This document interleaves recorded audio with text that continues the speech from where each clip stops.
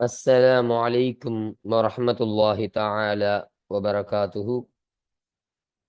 بسم الله الرحمن الرحيم. ரியாது சாலிஹீன் பாடம் 188. இந்த ரியாது சாலிஹீன் கிதாபினுடைய 188ஆம் நாள் பாடத்தில் நாம் அமர்ந்திருக்கின்றோம். இந்த பாடத்தில் பாபுன் நஃபகத்தி அலல் அயால் என்ற தலைப்பின் கீழ் அமையக்கூடிய வரக்கூடிய ஹதீஸுகளை பற்றி நாம் பேச இருக்கின்றோம். அல்ஹம்துலில்லாஹ். நம்முடைய ஜாமியா ரகீப் எஜுகேஷனல் ட்ரஸ்டின் மூலமாக பல தீன் சம்பந்தப்பட்ட சேவைகளையும் பல துன்யா சம்பந்தப்பட்ட சேவைகளையும் நாம் செய்து கொண்டிருக்கின்றோம். இந்த சேவைகள் எவ்வித தொய்வின்றி தொடர்ந்து நடைபெறுவதற்காக நீங்கள் துஆ செய்யுங்கள். இன்னும் ஆதரவு தாருங்கள். நன்மையில் ஒன்று சேருவோம், முந்திக் கொள்வோம். உங்களுடைய நன்கொடைகளை எங்களுக்கு நீங்கள் வழங்க விரும்பினால் எங்களுடைய பேங்க் அக்கவுண்ட் டீட்டெயில்ஸ், வங்கி முகவரிகள் இங்கு கொடுக்கப்பட்டிருக்கின்றது. இது அல்லாமல் இங்கு QR ஸ்கேனும் கொடுக்கப்பட்டிருக்கின்றது. இதன் மூலமாக நீங்கள் ஸ்கேன் செய்தும் உங்களுடைய நன்கொடைகளை எங்களுக்கு நீங்கள் தாராளமாக வழங்கலாம். அல்லாஹு தஆலா உங்கள் வாழ்நாளை மென்மேலும் பரக்கத்தானதாக ஆக்கி வைப்பானாக. ஆமீன் ஆமீன் யா ரப்பல் ஆலமீன்.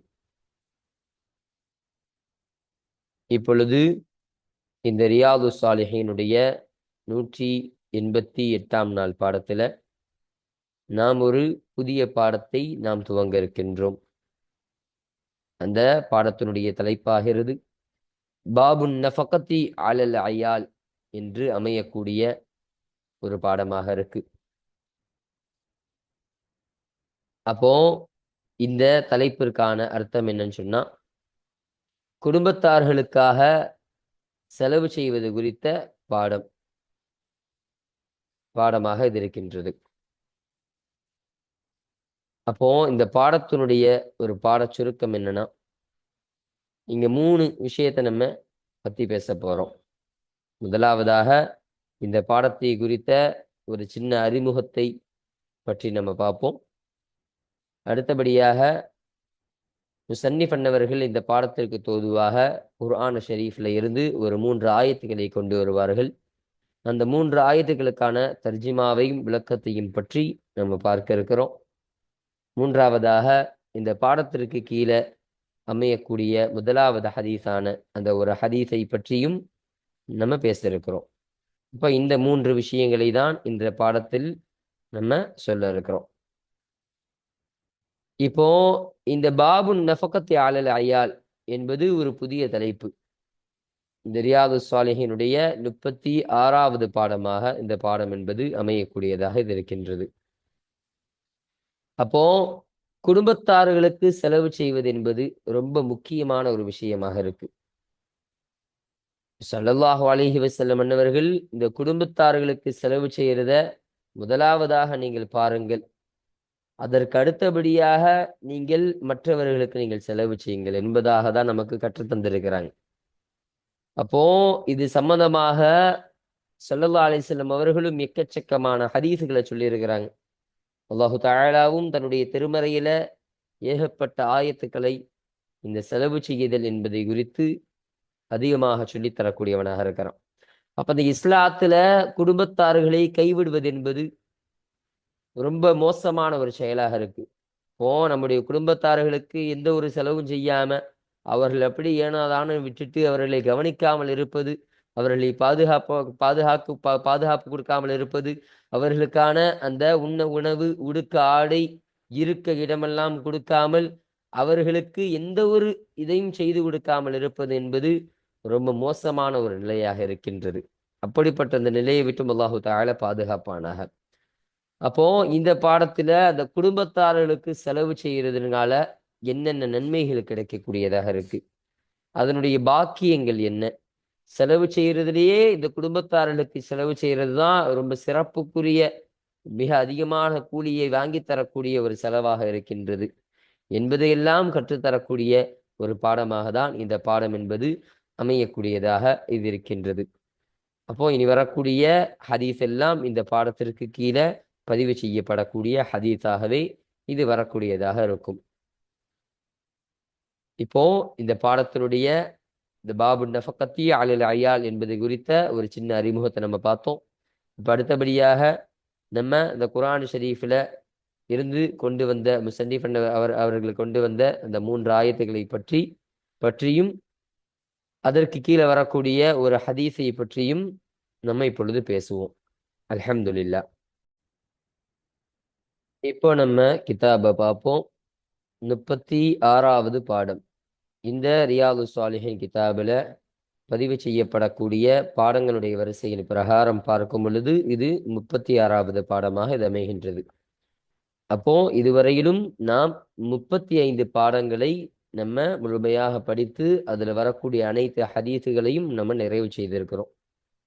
அந்த படித்த அனைத்து ஹதீஸையும் நம்முடைய கல்பில் அல்லாஹு தஆலா கபூலாக்கி தருவானாக. ஆமீன் ஆமீன் யா ரப்பல் ஆலமீன். இப்பொழுது இந்த 36வது பாடத்தை நம்ம துவங்க இருக்கிறோம். பாருங்க, இதனுடைய தலைப்பு என்ன? பாபு நஃபகத்தி அலல் அயாலி, குடும்பத்தார்களுக்காக செலவு செய்யுதல் என்பதை குறித்த பாடம். அப்போ முசன்னிஃப் அன்னவர்கள் இந்த பாடத்திற்கு தோதுவாக ஒரு 3 ஆயத்தை கொண்டு வருவார்கள் என்பதாக நம்ம சொன்னோம். இப்போ அந்த 3 ஆயத்துக்களை நம்ம பார்ப்போம் வாங்க. قال الله تعالى, உயர்ந்த அல்லாஹு தஆலா சொன்னா, وعلى المولود له رزقهن وكسوتهن بالمعروف صدق الله العظيم என்று சொல்லப்படக்கூடிய ஒரு ஆயத். இந்த ஆயத்திற்கான தர்ஜிமாவை பாருங்க. وعلى المولود له, குழந்தையின் தந்தையின் மீதுள்ள கடமையாகும். ரிஸகுஹுன்ன, இந்த ஹுன்னவுடைய லமீரு யாருன்னு சொன்னா அந்த பாலூட்டும் தாய்மார்களாகிய அவர்களுக்கு. அப்போ அந்த குழந்தைகளுக்கு பாலூட்டுவார்கள் இல்லையா, அத்தகைய அந்த தாய்மார்கள் தான், அவங்கள பார்த்து தான் இந்த லமீர் மீளக்கூடியதாக இருக்கு. அப்போ அந்த பாலூட்டும் தாய்மார்களுக்கு ரிசுக் அளிப்பதும், கிஸ்வத்துஹுன்ன, இன்னும் அந்த பாலூட்டும் தாய்மார்களுக்கு ஆடை அணிவிப்பதும், பில் மஅரூஃபி, நலவை கொண்டு, அதாவது நல்ல முறையில் அவர்களுக்கு ஆடை வழங்குவதும், நல்ல முறையில் அவர்களுக்கு உண்ண கொடுப்பதும் அந்த குழந்தையின் தந்தை மீதுள்ள கடமையாகும் என்று அல்லாஹு தஆலா சொல்றான். அப்போ நமக்கு ஒரு குழந்தை இருக்குது. நம் குழந்தைக்கு பால் கொடுக்கக்கூடிய தாயார் யாராக இருந்தாலும் சரி, இப்போ ஒரு பெண்ணிட்ட நம்முடைய குழந்தையை பால் அருந்துவதற்காக, பாலூட்டுவதற்காக கொடுக்குறோம் நம்ம. அப்போ அப்படி கொடுக்குறோன்னு சொன்னா அவர்களுக்கான ரிசுக்கு, அவர்களுக்கு உண்ண உணவு யாரு கொடுக்கணும்? நம்ம கொடுக்கறது கடமை.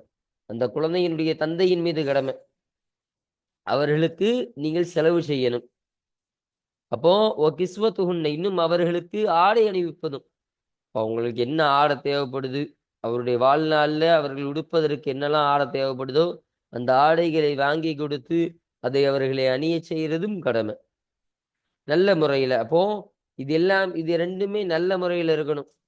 அவர்கள் தானே நம்ம அசால்ட்டாக சும்மா சாதாரண ஒரு உணவு கொடுத்தா போதும், சாதாரண ஒரு துணி கொடுத்தா போதும், அப்படி கிடையாது. அவர்கள் விஷயத்தில் நீங்கள் கஞ்சித்தனப்படாமல் நீங்கள் தாராளமாக செலவு செய்யுங்கள். இப்போ நீங்கள் எப்படிப்பட்ட உணவை உண்ணுகிறீர்களோ அந்த உணவை அவர்களுக்கும் நீங்க கொடுங்க. நீங்கள் எத்தகைய ஆடை அணுகிறீர்களோ அந்த ஆடையை அவர்களையும் அணிய கொடுங்க. அதற்காரணமாக தான் பில் மஅரூஃப், அல்லாஹு தஆலா நல்ல முறையில் என்பதாக ஒரு வார்த்தை எக்ஸ்ட்ராவாக சொன்னான். அப்போ அந்த பாலூட்டும் தாய்மார்களாகிய அவர்களுக்கு நல்ல முறையில் உணவளிப்பதும் உடை தருவதும் குழந்தையின் தந்தை மீதுள்ள கடமையாகும் என்று சொல்லக்கூடிய ஒரு ஆயத்தாக இந்த ஆயத்து இருக்கு. அப்போ இந்த ஆயத்தானது இந்த பாடத்திற்கு தோதுவா வருதா இல்லையா? குடும்பத்தார்களுக்கு செலவு செய்யறது. அப்போ இதுல ஒரு விஷயம் விளங்கணும். குடும்பத்தார்களுக்கு எங்க செலவு செய்யறது வருது? அந்த குழந்தைக்கு பால் ஊட்டக்கூடிய தாய்மார்களை பத்தி தானே வருது. அப்படின்னு சொன்னா அப்படி கிடையாது. பாலூட்டும் தாய்மார்கள், அப்போ நம் மனைவி அல்லாத பாலூட்டும் தாய்மார்கள் அவர்களுக்கும் இது சாரும். இன்னொன்னு என்னன்னா நம்முடைய மனைவிக்கும் இது பொருந்தக்கூடியதாக இருக்கும். அப்போ நம் பிள்ளைக்கு பாலூட்டக்கூடியவள் நம்முடைய மனைவியாக இருக்கிறாள். அப்போ அந்த மனைவி யாரு? நமக்கு சொந்த மனைவி. நமக்கு நம்முடைய சொந்தம் தானே. நம்முடைய குடும்பத்தை சார்ந்தவள் தானே நம்முடைய மனைவி. அப்போ அவர்களுக்கு நீங்கள் தாராளமாக செலவு செய்யுங்க. நல்ல நல்லதை கொண்டு நல்ல முறையில நீங்கள் உணவளிங்க. நல்ல முறையில நீங்கள் ஆடை கொடுங்க என்று அல்லாஹு தஆலா சொல்லித் தந்தான். அப்போ இதன் காரணமாக தான் முஸன்னிஃப் அவர்கள் இந்த பாடத்திற்கு தோதுவாக இந்த ஆயத்தினை நமக்கு கொண்டு வந்திருக்கின்றார்கள். அல் பக்ரா சூரத்துல் பக்ராவுல இந்த ஆயத்து பதிவு செய்யப்படுது 233. 233வது ஆயத்தாக சூரத்துல் பக்ராவுல இந்த ஆயத்தானது பதிவு செய்யப்படுகின்றது என்பதை நமக்கு சொல்றாங்க. இப்போ முஸன்னிஃப் அவர்கள் கொண்டு வரக்கூடிய 2வது ஆயத்தை நம்ம பார்ப்போம். வகால தஆலா இன்னும் உயர்ந்த அல்லாஹு தஆலா சொன்னா லியுன்ஃபிக் து சஅத்தின் மின் சஅத்திஹி ومن قدر عليه رزقه فلينفق مما آتاه الله لا يكلف الله نفسا إلا ما آتاها صدق الله العظيم. அப்போ இந்த ஆயத்திற்கான அர்த்தத்தை நம்ம பாருங்க. லியுன்ஃபிக் அவர் செலவு செய்யட்டும். து சஅத்தின் மின் சஅத்திஹி வசதி உடையவர் செலவு செய்யட்டும். அப்ப து சஅத்னா வசதி உடையவர் என்பதாக அர்த்தம். மின் சஅத்திஹி அவருடைய வசதிக்கு ஏற்ப அவர் செலவு செய்யட்டும். அப்போ நம்மள்ட்ட எந்த அளவிற்கு வசதி இருக்குதோ அந்த அளவிற்கு வசதியை கொண்டு நீங்கள் தாராளமாக செலவிடுங்கள் என்பதாக சொன்னாங்க. இப்போ ஒருத்தவர் லட்சக்கணக்கில் அவர் சம்பாதிக்கிறாருன்னு சொன்னா, லட்சக்கணக்கில் அவருக்கு சொத்து மதிப்பு இருக்குன்னு சொன்னா, அவருக்கு ஏற்ற அளவு அவர் செலவு செய்யணும். தாராளமாக செலவு செய்யணும். ஒருத்தர் கோடீஸ்வரா இருக்க பரம்பரை கோடீஸ்வரா இருக்காருன்னு சொன்னா, அவருடைய தாக்கத்திற்கு ஏற்ற அளவு தாராளமாக அவர் செலவு செய்யக்கூடியவராக இருக்கணும். இப்போ அதில் கம்மிப்படுத்திக்க கூடாது. அப்போ ஒருத்தவர் ஏழையாக தான் இருக்கிறாரு. இப்போ ஒருத்தவருக்கு வெறும் மாதம் 10,000 தான் சம்பளம், 15,000 தான் சம்பளம் அப்படின்னு சொன்னால், அவர்கள் தன்னுடைய வசதிக்கு ஏற்ப கொஞ்சம் செலவு செஞ்சால் போதும். அப்போ அவங்க குடும்பத்துக்கு என்ன செலவு செய்யணுமோ அதற்கு தகுந்தவாறு. இப்போ 10,000 சம்பளம் வாங்கிட்டு ஒருத்தவர் எவ்வளோ சட்டை வாங்க போகிறாரு? 5,000 சட்டை வாங்குவார். சம்பளத்தினுடைய பாதியில் அவர் உடைய வாங்க போகிறாரு. சம்பளத்தினுடைய பாதியிலே அவர் சாப்பிட போகிறார். அப்படி கிடையாது. அவர்களுடைய வசதிக்கேற்ப அவர் சாப்பிடட்டும். அவருடைய வசதிக்கேற்ப அவர் உணவளிக்கட்டும். அப்போ 10,000 சம்பாதிக்கிறான்னா ஒரு 300 400 இல்லை 500 அவர் சட்டை வாங்குவார். அப்போ அப்படி வாங்கினா தான் தன்னுடைய குடும்பங்களுக்கு அவர் செலவிடுவதற்கு கரெக்டாக இருக்கும். அப்போ உங்களுக்கு வசதிக்கேற்பவாறு நீங்கள் செலவு செய்யுங்க என்பதே அல்லாஹு தஆலா சொன்னான். இன்னும் சொல்றான், ஒமன் குதிர அலைஹி ரிஸ்குஹு யாரின் மீது தன் ரிஸ்க் குறைக்கப்பட்டதோ அத்தகையவர். அப்போ வசதி இல்லாத நபர்கள், பொருளாதார நெருக்கடி, அவருடைய ரிஸ்க் என்பது அவரின் மீதே சக்தி பெற மாட்டாதுன்னா என்னது? அவருக்கே சாப்பிட உணவு கிடையாது. புரியுதுங்களா? அவருக்கான ரிஸ்க் அளிப்பதற்கு தனக்கே தான் செலவு செய்யறது காசு கிடையாது. தன்னுடைய உடை வாங்குறதுக்கு ஆடை போடுறதுக்கு அவர்கிட்ட காசு கிடையாது. தன்னுடைய பசியை தீர்ப்பதற்காக உணவு சாப்பிட்றதுக்கும் அவர்கிட்ட காசு கிடையாது. அப்போ அப்படி பொருளாதார நெருக்கடியானவர் அத்தகையவர் ஃபல்யுன்ஃபிக் அவர் செலவு செய்யட்டும். மிம்மா ஆதாஹுல்லாஹு அல்லாஹ் எதை அவருக்கு கொடுத்தானோ அந்த ஒன்றிலிருந்து அவர் செலவு செய்யட்டும். அல்லாஹ் எந்த ஒன்றை அவர் கொடுக்குறான், இப்போ அல்லாஹ் எந்த அளவிற்கு அவர் ஆக்கி வைத்திருக்கிறானோ அதை கொண்டு அவர் செலவு செய்யட்டும்னு என்ன அர்த்தம்? அவர் கையில் பைசாவில் என்னங்க செலவு செய்யறதுன்னு கேட்டால் அப்போ செலவு செய்ய தேவையில்லை. இப்போ தனக்கே சக்தி பெற மாட்டிருக்காருன்னு சொன்னால் அவர் மற்றவருக்கு செலவு செய்யணுங்கிறது அவசியம் கிடையாது. ஏன்னா தன்னுடைய நஃப்ஸிற்கே அவருக்கு ஒன்றும் செய்யலை. தன்னுடைய நஃப்ஸிற்கே அவர் ஒன்றும் கொடுக்கறது ஒன்றும் கிடையாது. அப்போ அப்படி இருக்க அல்லாஹ் எதை கொடுத்தானோ அந்த ஒன்றிலிருந்து அவர் செலவு செய்யட்டும். அல்லாஹ் அவங்களுக்கு திடீர்னு காசு கொடுக்குறானா அப்போ அவர் செலவு செய்யட்டும் என்பதாக அல்லாஹு தஆலா சொல்லி காட்டுகிறான். இன்னும் சொல்றான், லா யுகல்லிஃபுல்லாஹு நஃப்ஸன் அல்லாஹு தஆலா எந்த ஒரு ஆன்மாவையும் கஷ்டப்படுத்த மாட்டான். இல்லா மா ஆதாஹா அப்போ அவன் தான் வழங்கியுள்ள அந்த அளவிற்கே தவிர, தான் கொடுத்துள்ள அந்த அளவிற்கே தவிர எந்த ஒரு ஆத்மாவையும் அல்லாஹு தஆலா கஷ்டப்படுத்த மாட்டான். இப்போ அல்லாஹ் ஒரு மனுஷனை எந்த அளவிற்கு ஒரு மனுஷனுக்கு எந்த அளவு கொடுத்துருக்கிறானோ அந்த அளவு தான் சோதிப்பான்.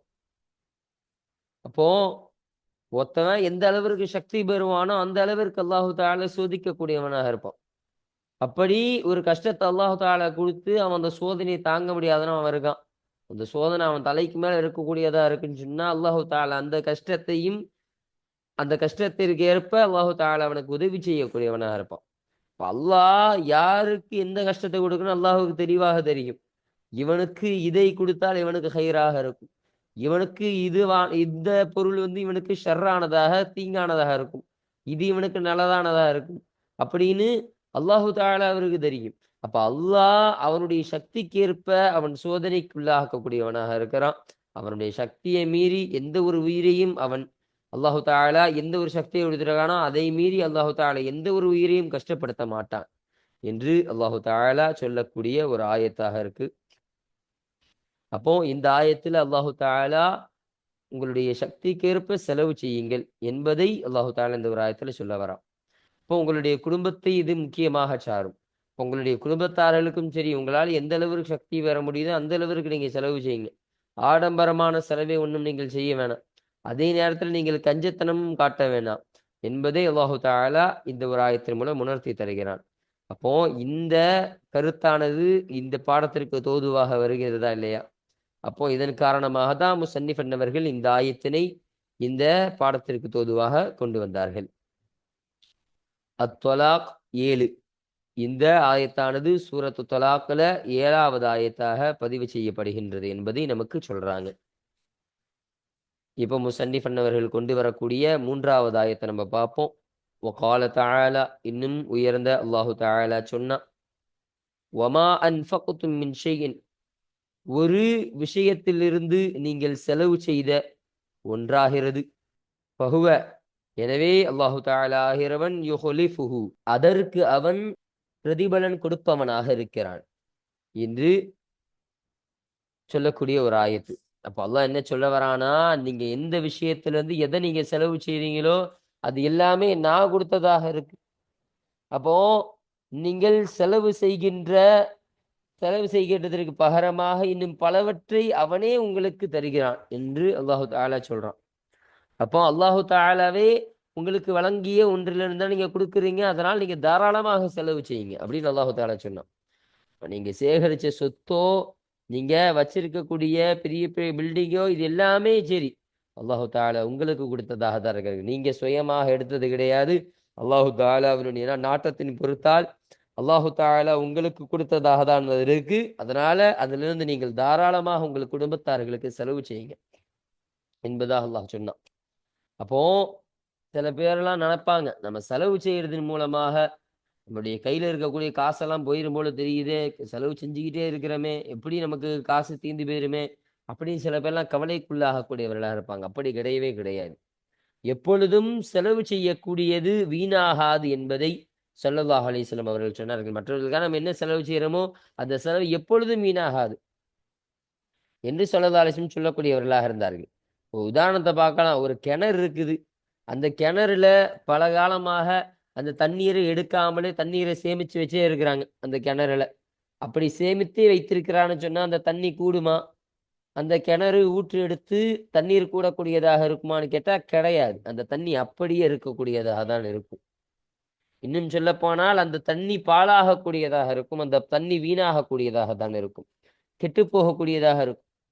அப்போ ஒரு கிணத்துல இருந்து தண்ணியை எடுக்கும் பொழுதுதான், தண்ணியை இறைக்கும் பொழுதுதான் அந்த கிணறானது ஊற்றெடுக்கக்கூடியதாக இருக்கின்றது. அந்த கிணறு ஊற்றெடுத்து பல தண்ணீர்களை உருவாக்கக்கூடியதாக இருக்கு. அதுபோலதான் இதுவும். அப்போ நம்ம பிறருக்கு செலவிடாம நம்மளே வச்சுக்கிட்டோம்னு சொன்னா அந்த சேமித்து வைத்த அந்த காசின் மூலமாக நமக்கு ஷர்ரு மட்டுமே உண்டாகக்கூடியதாக இருக்கும். ஒரு பக்கம் நம்ம சேமிச்சு வச்ச காசு நமக்கு உதவியாக இருக்கும். இன்னொரு விஷயம், நம்ம கஞ்சத்தனப்பட்டு யாருக்கும் சுத்தமா செலவு செய்யாம இருந்தோமா இல்லையா, அதன் காரணமாக அந்த காசே நமக்கு ஷர்ராக தீங்காக அமையக்கூடியதாக ஆகிவிடும். அல்லாஹ் பாதுகாக்கணும். அப்போ நம்மள்ட்ட இருக்கக்கூடிய அந்த சொத்தை நமக்கு வசதிக்கு ஏற்றவாறு நம்ம செலவு செய்து பழகணும். பிறருக்கு செலவு செய்யணும், முக்கியமாக தங்களுடைய குடும்பங்களுக்கு செலவு செய்ய வேண்டும் என்பதை அல்லாஹு தஆலா சொல்லி காட்டக்கூடிய ஒரு ஆயத்தாக இது இருக்கு. இந்த ஆயத்தும் இந்த பாடத்திற்கு தோதுவாக வருவதன் காரணமாக தான் முசன்னிஃப் அவர்கள் இந்த பாடத்திற்கு கீழே இந்த ஆயத்தை பதிவு செய்து தந்திருக்கிறார்கள். சபா 39, சூரத்து சபால 39வது ஆயத்தாக இந்த ஆயத்தானது பதிவு செய்யப்படுகின்றது என்பதை நமக்கு சொல்றாங்க. அப்போ இந்த பாடத்திற்கு கீழே கொண்டு வந்த இந்த 3 ஆயத்துகளுக்கான தர்ஜிமாவையும் விளக்கத்தையும் முழுமையாக பார்த்தாச்சு. இப்ப அடுத்தபடியாக இந்த பாடத்திற்கு கீழே வரக்கூடிய முதலாவது ஹதீஸை நம்ம வாசிப்போம் வாங்க. 289வது ஹதீஸ். இந்த ரியாது சாலிஹின் கிதாபில் பதிவு செய்யப்படக்கூடிய ஹதீஸ்களுடைய வரிசையின் பிரகாரம் பார்க்கும் பொழுது இது 289வது ஹதீஸாக இது இருக்கின்றது என்று சொல்றாங்க. இந்த ஹதீஸானது யாரை தொட்டும் அறிவிக்கப்படக்கூடிய ஹதீஸ்? வான் அபி ஹுரைரத ரதியல்லாஹு அன்ஹு, அபு ஹுரைரா ரதியல்லாஹு அன்ஹு அவர்களை தொட்டும் அறிவிக்கப்படக்கூடிய ஹதீஸாக இது இருக்கு. ரதியல்லாஹு அன்ஹு அவர்களை தொட்டும் அல்லாஹு தஆலா பொருந்திக் கொள்வானாக.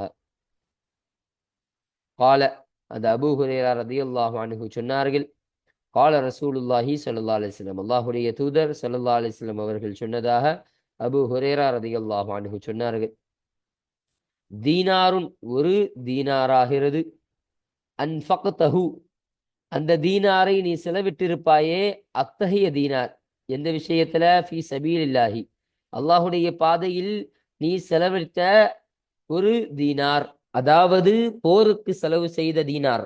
வ தீனாருன் அன்ஃபக்தஹு ஃபீ ரகபத்தின் இன்னும் அடிமைகளை விடுவிக்கும் விஷயத்தில், விடுதலை செய்யும் விஷயத்துல ஒரு தீனாரை நீ செலவிட்டிருப்பாயே, அத்தகைய தீனார். வ தீனாருன் தஸத்தக்த பிஹி இன்னும் ஒரு தீனாரு தஸத்தக்த பிஹி அந்த தீனாரை கொண்டு நீ சதக்கா அளித்திருப்பாயே, நீ தர்மம் செய்திருப்பாயே, அலா மிஸ்கீனின் ஏழையின் மீது நீ தர்மம் செய்திருப்பாயே, அத்தகைய தீனார். வ தீனாருன் இன்னும் ஒரு தீனார் அன்ஃபக்தஹு அலா அஹ்லிக உன்னுடைய குடும்பத்தார்களின் மீது நீ செலவழித்திருப்பாயே அந்த தீனாரை, அத்தகைய தீனார். அப்போ இந்த ஹதீஸு இதோட முடியல. இங்க ஒரு எக்ஸ்ட்ரா ஒரு சின்ன வார்த்தை வரும். அந்த வாக்கியம் இந்த நுஸ்காவில் இந்த பிரிண்டிங் மிஸ்டேக்கில் தவறி இருக்குது. மற்ற நுஸ்காக்கள்லாம் அது போடப்பட்டு இருக்கு. இப்போ அது என்ன வார்த்தை என்பதை நம்ம இப்போ போட்டு காட்டுறோம் பாருங்க. அஅலமுஹா அஜ்ரன் அல்லதி அன்ஃபக்தஹு அலா அஹ்லிக் இந்த வார்த்தை தான் இந்த இடத்துல போக்கப்பட்டதாக இருக்கு. இந்த பிரிண்டிங்ல மிஸ்டேக்காக இருக்கு பாருங்க. அர்த்தத்தை பாருங்க. அஅலமுஹா அந்த தீனாரில் மேன்மையாகிறதாகிறது, அஜ்ரன் கூலியால் மேன்மையானதாகிறது, அல்லதி அது எத்தகைய தீனார், அன்ஃபக்தஹு அலா அஹ்லிக உன்னுடைய குடும்பத்தின் மீது நீ செலவிட்டு இருப்பாயே, அத்தகைய தீனார் தான் கூலியால் சிறந்ததாக உயர்ந்ததாக இருக்கின்றது என்று ஸல்லல்லாஹு அலைஹி வஸல்லம் அவர்கள் சொல்லி தந்தார்கள். அப்போ அல்லாஹுடைய பாதையில் நீ செலவிடக்கூடிய தீனார் என்று ஒரு தீனார் இருக்கு. உன்னுடைய பைசாக்கள், அந்த அடிமைகளை விடுவிக்கும் விஷயத்துல நீ செலவிடக்கூடிய உன்னுடைய தீனார், இன்னும் அந்த ஏழைகளின் மீது நீ செலவிடக்கூடிய தர்மம் செய்யக்கூடிய உன்னுடைய தீனார், நான்காவதாக உன்னுடைய குடும்பத்தார்களுக்கு நீ செலவிடக்கூடிய தீனார். இப்ப இந்த 4 தீனார்ல, அதாவது இந்த 4 விஷயத்துல நீ செலவிடுகிறாய் இல்லையா, இதுலயே சிறந்த செலவு எது தெரியுமா? கூலியால் உனக்கு அதிகம் மேன்மையானதாக இருக்கின்றது எது என்று கேட்டால், உன்னுடைய குடும்பத்தின் மீது நீ செலவு செய்தாயே அந்த தீனார் தான் கூலியால் அதிகமானதாக இருக்கின்றது. அப்போ உன்னுடைய குடும்பத்திற்கு நீ செய்யக்கூடிய அந்த தீனாருக்கு தான் அதிகமான நன்மை என்று ஸல்லல்லாஹு அலைஹி வஸல்லம் அவர்கள் சொன்னார்கள். அல்லாஹுடைய பாதையில செலவு செய்யறதுக்கான தீனாருக்கும் நன்மை இருக்கு. அடிமைகளை விடுவிக்கும் விஷயத்துல செலவு செய்யக்கூடிய அந்த பணத்திற்கும் நன்மை இருக்கு. அந்த மிஸ்கீன்களுக்கு தர்மம் செய்யக்கூடிய அந்த விஷயத்துல அதுல கொடுக்கக்கூடிய அந்த தீனாருக்கும் நன்மை இருக்கு. ஆனால் உன்னுடைய குடும்பத்தார்களுக்கு நீ செய்யக்கூடிய தீனார் தான் அதிகம் நன்மைகளை பெற்றுத்தரக்கூடியதாக, அதிகம் கூலிகளை பெற்றுத்தரக்கூடியதாக இருக்கின்றது என்பதை ஸல்லல்லாஹு அலைஹி வஸல்லம் அவர்கள் நமக்கு சொல்லி தந்தார்கள். பாருங்க, ரவாஹு முஸ்லிம் இந்த ஹதீஸனை முஸ்லிம் ரஹ்மத்துல்லாஹி அலைஹி அன்னவர்கள் அறிவித்தார்கள். அப்போ இந்த ஹதீஸானது இந்த பாடத்திற்கு கீழே குடும்பத்தார்கள் மீது செலவு செய்தல் என்ற இந்த பாடத்தின் கீழே பதிவு செய்யப்படுவதற்கான காரணம், ஸல்லல்லாஹு அலைஹி வஸல்லம் அவர்கள் இங்கு பல தீனார்களை சொல்லி, நீ செலவு செய்த பல தீனார்கள் சிறந்தது உன்னுடைய குடும்பத்தார்களுக்காக நீ செலவு செய்த அந்த தீனார் தான் என்று ஸல்லல்லாஹு அலைஹி வஸல்லம் ஒரு விஷயத்தை சொன்னாங்களா இல்லையா? அப்போ இந்த ஒரு கருத்தை இந்த ஹதீஸானது உள்ளடக்கியதன் காரணமாக தான் இந்த ஹதீஸானது இந்த பாடத்திற்கு கீழே பதிவு செய்யப்படுவதற்கான காரணமாக இது அமைகின்றது. அல்ஹம்துலில்லாஹ். அப்போ இன்றைய பாடத்துல நம்ம இந்த 36வது பாடத்திற்கான ஒரு சின்ன அறிமுகத்தை நம்ம பார்த்தோம். அதில் முசன்னிஃப் அன்னவர்கள் கொண்டு வந்த இந்த ஆயத்துகளுக்கான தர்ஜிமா விளக்கத்தையும் பார்த்தோம். அடுத்தபடியாக இந்த பாடத்திற்கு கீழே வந்த இந்த முதலாவது ஹதீஸை பற்றியும் நம்ம பார்த்தாச்சு. அல்ஹம்துலில்லாஹ். இப்போ இன்ஷா அல்லாஹ் அடுத்தபடியாக இந்த 290வது ஹதீஸான இந்த ஹதீஸை குறித்து அதில் சொல்லப்பட்ட செய்திகளை குறித்து இன்ஷா அல்லாஹ் நாம் அடுத்த பாடத்தில் நாம் பேசுவோம். வாஹிர் தஅவானா அனில் ஹம்துலில்லாஹி ரப்பில் ஆலமீன்.